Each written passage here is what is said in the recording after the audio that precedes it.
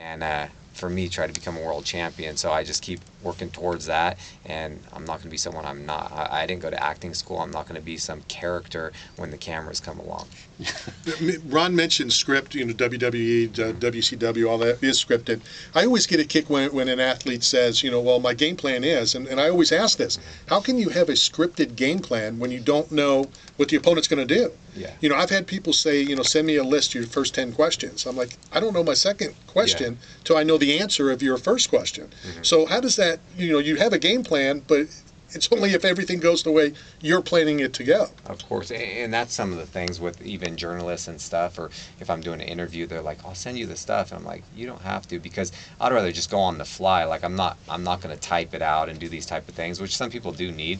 But as far as game plans, I used to just go in there and fight. A fight's a fight.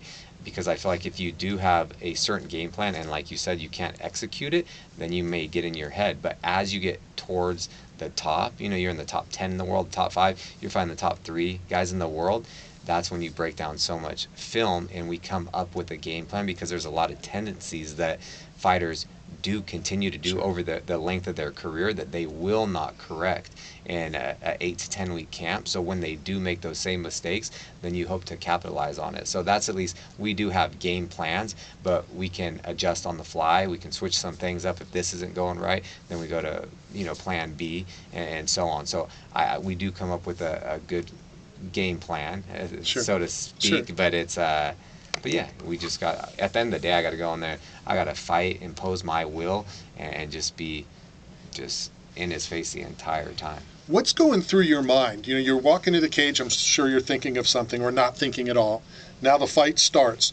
Are you thinking? Are you just flowing? Are you not thinking? Are you trying to think?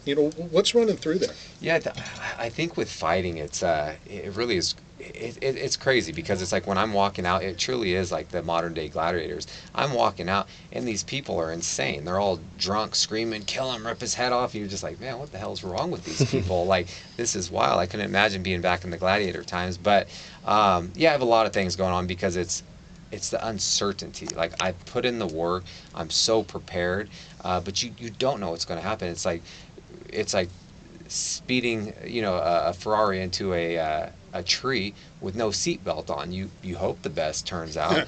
But once I get into the octagon and the bell rings and we're fighting, that's the only time that, it sounds crazy, but I'm at peace, because I'm living in the present. I'm not thinking about the past. I'm not thinking about the future. I'm thinking about the opponent in front of me, and it's not euphoric, but it's just like the only time I'm living in the present, and I'm not thinking about anything else. So I feel just at peace, as crazy as that sounds, when I am fighting. I know this is your job, and a lot of times you fighters say it's fun. Is this fun? No. Or is this? Yeah, no. I'm never having a good time while I'm fighting. I love the lifestyle. I love living a healthy lifestyle, being my own boss, work hard, play hard. But I am not having fun while I'm fighting. There are people that are having fun, but I think they have a little bit of a screw loose, if you are. But yeah, it is work. I'm just going in, I'm clocking in, and then I'm clocking out. I'm going to get my check. Like, Checks. Yeah, checks. I'm going to get 3 checks. But I also, I don't know. I do enjoy everything about it. But the fight itself, everyone's like, "Are you excited for your fight?" I'm like, "You excited to go get in a car accident?"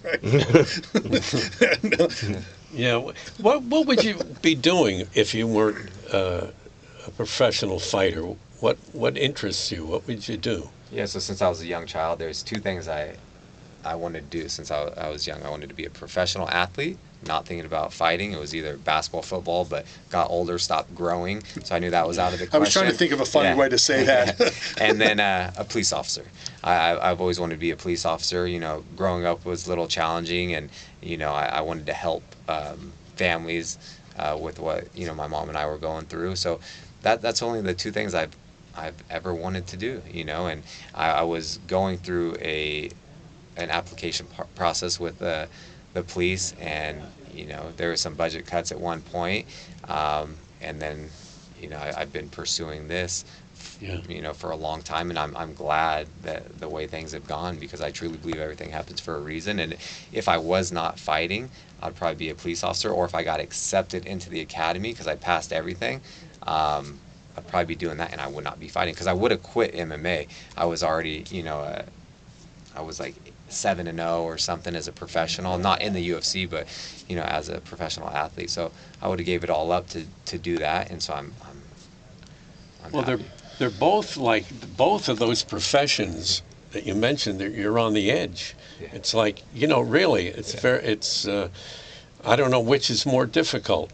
Because you never know what's Yeah. going to happen, especially as a police officer. Of course. Being called every day. You don't know what you're going to face. Yeah, you never know. I would say fighting safer, because you never know. It could be your last traffic stop, Yeah. and you don't know. And I wrote a thesis in college on stress and motivation in policing, and did a lot of research on it and things like that. And it is, so many different issues, like health issues and hypertension, a lot of things that go on with it. So at least I'm in a controlled environment, whereas they are not.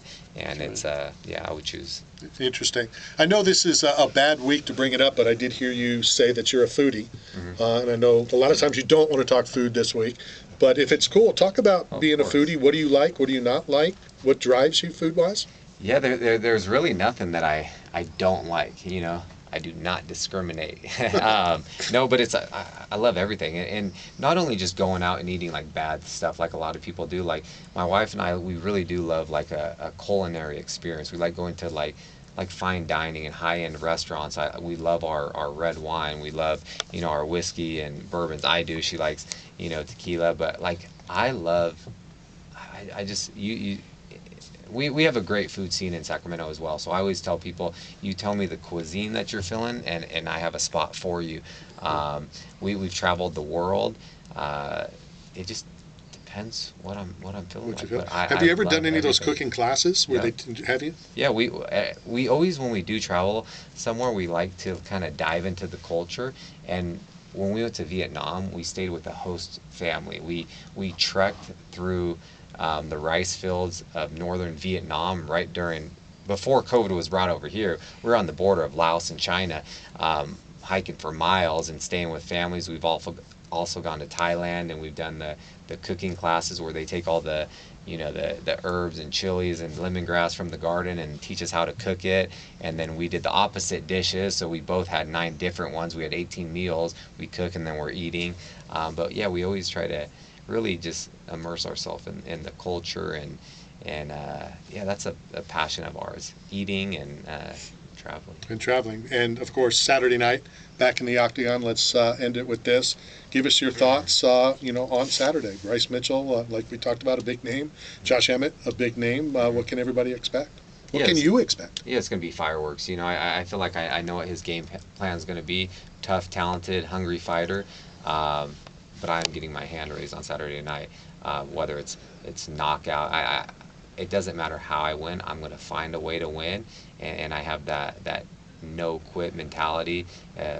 I will win Saturday night. That's it. Have fun on Saturday. We appreciate your time. Thank you. We're going to get your address. We'll send you another care package from 8 Man Strong, as well as some cool stuff from Bucked Up Energy Drink as well. Cool. I appreciate you guys. Let's go hit our last break of the afternoon. This is Knockout Radio, coming to you live from Apex here, brought to you by 8 Man Strong, Staff Zone, Bucked Up Energy Drink, and BioX.